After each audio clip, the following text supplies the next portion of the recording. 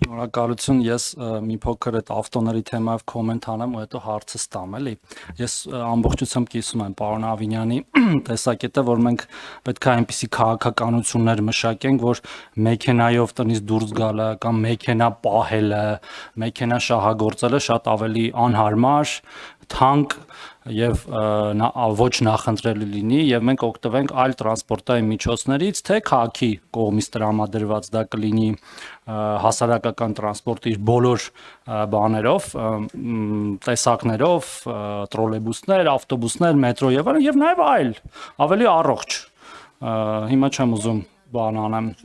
շատ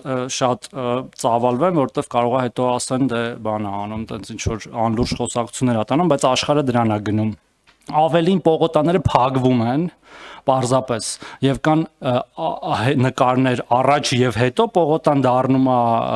զբոսայգի եւ այդ քաղաքի կյանքում միայն դրական փոփոխություններ են լինում, ոչ թե պողոտաները լայնանում են։ Ընդհանրապես կա ապացուցված բան, որ ինչքան ճանապարհները շատանում ու լայնանում են, այնքան մեքենաները ավելի են շատանում եւ ելի մեկը խցանումների հարցը չի լուծվում։ Բայց հիմա հարցս տամ պարոն Ավինյան,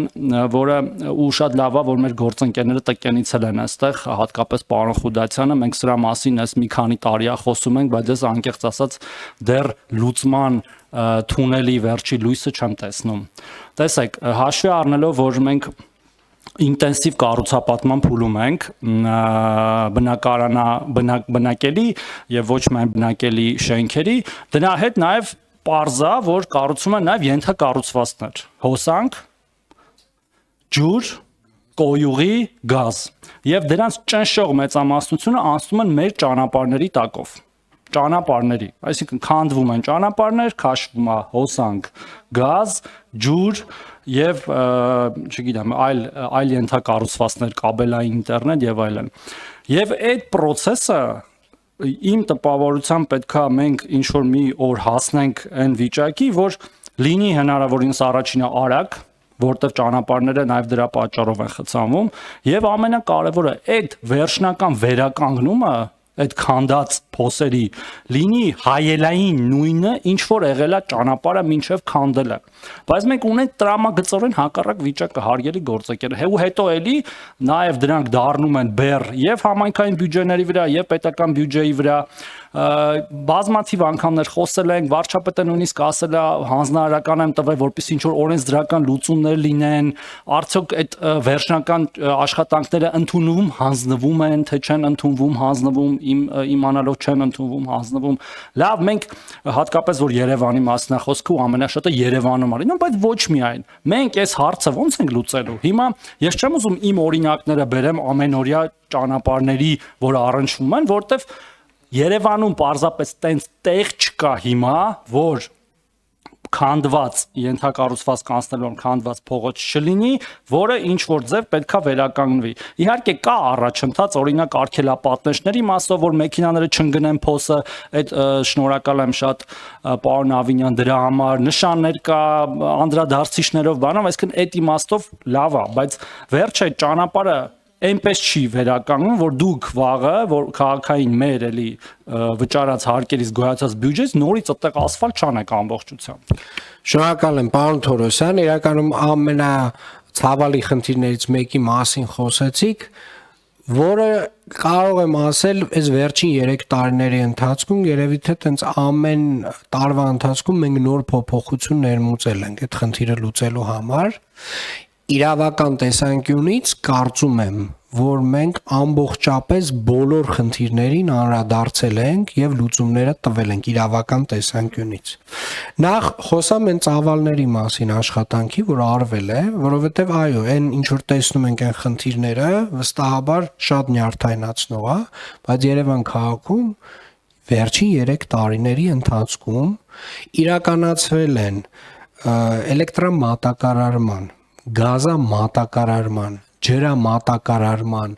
հիմնական մագիստրալային աշխատանքներ, ներդրումային աշխատանքներ, որոնք որ մոտավորապես 40-50 տարի մեզ ծառայելու են, այսինքն նոր թաղամասերին մոտեցվել են բոլոր գազը, լույսը, ջուրը, նույնիսկ ինտերնետ, ամբողջը արվել է քաղաքապետարանի մասնավոր գործընկերների ֆինանսավորմամբ, մասնավոր կառուցապատողների ֆինանսավորմամբ եւ իհարկե նաեւ Գազպրոմի, Վեոլայի եւ Հեցի հետ միասին, այսինքն այս 3 սուբյեկտով ենք իրականացրել ահռելի ծավալի աշխատանքներ եւ այս տարի օրինակ այդ ծավալի մի հատ մեծ մաս օրինակ Հեցի մասով շարունակվում է, որով որ Հեցը կառուցում է անկախ ցանց Երևանի փոքր կենտրոնում եւ ոչ միայն փոքր կենտրոնում, բայց հիմնականում կենտրոնում, որով որ այս լույսերի անջատումները, տատանումները էականորեն կլուծվի այդ խնդիրը։ Հիմա անդրադառնամ երկրորդ հարցին, հետևանքների վերացմանը։ Ինչ է արել Երևանի քաղաքապետարանը։ Առաջին որոշումը, որ մենք կայացրել ենք, դա վերաբերել է Տուրքին։ Մասնավորապես ամեն գծամետր փորված ասֆալտի համար Երևանի քաղաքապետարանին պարտադիր եւ մասնավորները եւ կազմակերպությունները, այդ ծառայություն իրականացնող կազմակերպությունները պարտավորվում են 10,000 դրամ վճարել ամեն գծամետրի համար։ Երկրորդ, հստակ ավականու որոշմամբ ֆիքսվել է թե ասֆալտը ինչ ձևով պետք է վերականգնվի եւ որպեսզի հասկանանք գերմանական ստանդարտն ենք վերցրել, որ այդ բացված ամբողջ ճանապարհը բացի նրանից որ նստվածք չպետք է տա մյուս, այլ նաեւ ծայրերով ոնց է կոչվում դա պարոն Հովհաննիսյան հատուկ բիտումապատ բիտումային նյութով պետք է հատուկ բիտումային նյութով պետք է հանձնեն։ Երրորդ կահավորում, որ հիմա Երևան քաղաքում տեսնում եք հստակ առանձնացված եւ նշանով առանձնացված եւ ցանկապատով առանձնացված։ Այսինքն եւ ամենակարևորը 4-րդ մենք սկսել ենք կնքել ամեն աշխատանքի համար պայմանագիր 2025 թվականից սկսած։ Իրականում դրա համար հիմա մեր վարչության պետերից մեկը բան էր քրեական հետապնդման էր ենթարկվել մոտավորապես տենց մի պատճառով էլի, որովհետև ինքը ասել էր եւս մի նախահաշիվներ պետք է տաս, էլ պետք է տաս, ասել են շատ բան ես ուզում։ Հիմա հետեւյալը ասեմ, պարոն Թորոսյան, այդ առումով պայմանագիրը կնքում է վարչական շրջանը նաև ամեն մի աշխատանքի համար, այդ ընդունում հանձնում, ընթացքում հետևել եւ ամենակարևորը GIS համակարգի վրա, մեր էլեկտրոնային քարտեզի վրա մենք այդ բոլոր աշխատանքները կետային բոլորը ունենք ամբողջական ծավալով։ Այսինքն որոշակի իրավական առումով լուծումները տրված են, պրակտիկ առումով վստահաբար իդեալական չի, բայց sense փուլ ես վստահ եմ, որ արդեն տենց այդ աշխատանք վերջնականացնելով ավելի մեծ որակ կստանա։ Շնորհակալություն պարոն Ավինյան տեղեկացնելու համար այդ գործիքները, որ կիրառում եք։ Ես այդ 10,000-ը իհարկե գիտեի, մենք էլի ենք քննարկել։ Դրա իմաստը կարծում եմ նաև, որ եթե լավ չվերականգնեն, դուք ամբողջությամբ նորից ասֆալտը անեք,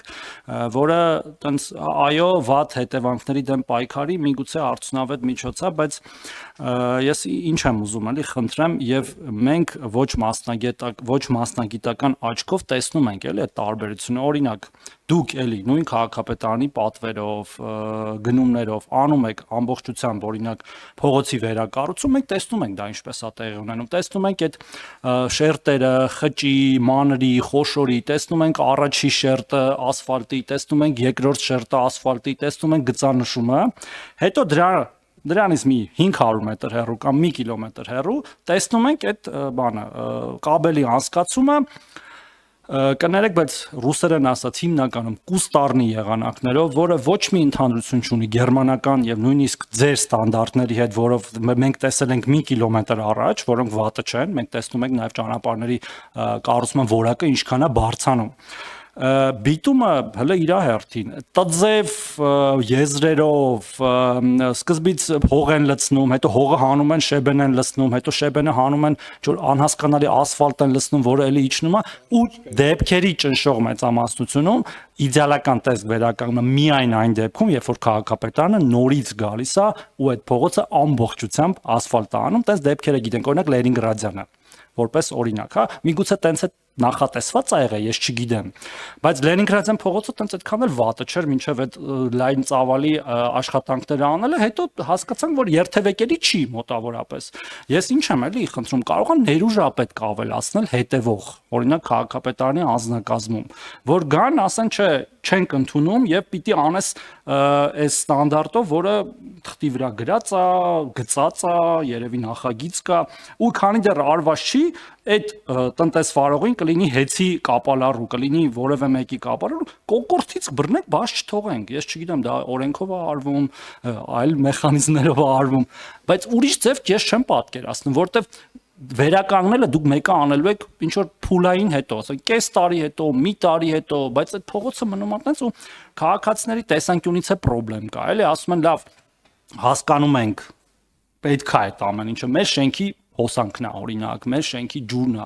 բայց հնարավոր չի նենց անել, որ լինի իդեալականի պես ու մի կարճ բանել ու կա կասկած, կներեք, որ օրինակ եթե դա հանրային ծառայություններին է վերաբերում, այդտեղ նաև փող է